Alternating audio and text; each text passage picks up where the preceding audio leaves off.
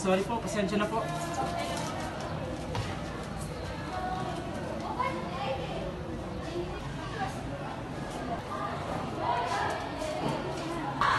Bridal. Di ba nga ito ang iyong gusto?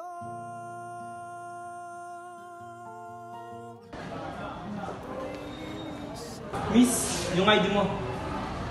Wala pala. Kala ko nawala na. Salamat po, mister.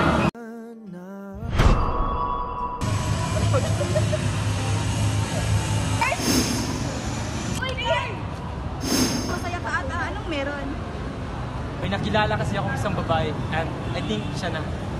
Hindi ka ba lasing? Akala ko ba hindi ka na kumilala ng ibang babae? Simula nung iwan ka ni Ana.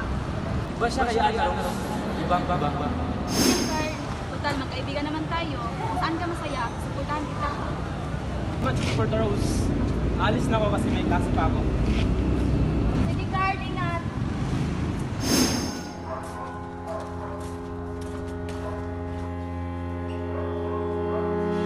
Ma, ate, bunso, tingnan niyo po itong bago kong nililigawan.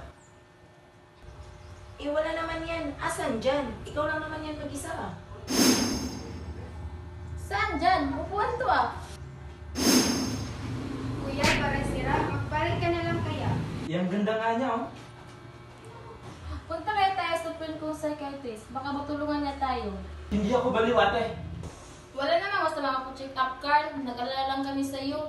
Sige, papayag ako, pero basta. Totoo si Kazi. Bakit ayaw niyong maniwala? Akala isang malaking sablay. Pasensya ka na sa mga kathang isip kong ito. Wari dala lang ng pagmamahal sa'yo. Ako'y gigising na sa panaginip kong ito, at sa wakas ay kusa.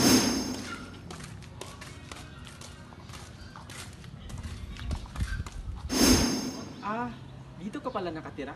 Oo, dito. Bakit? Ang laki kasi ng bahay mo. Ikaw lang mag-isa dyan? Oo, nasa States ka sila mama at papa. Ganun ba? Sige, Kazi, uwi na ako. Sige, Carl. Mag-ingat na.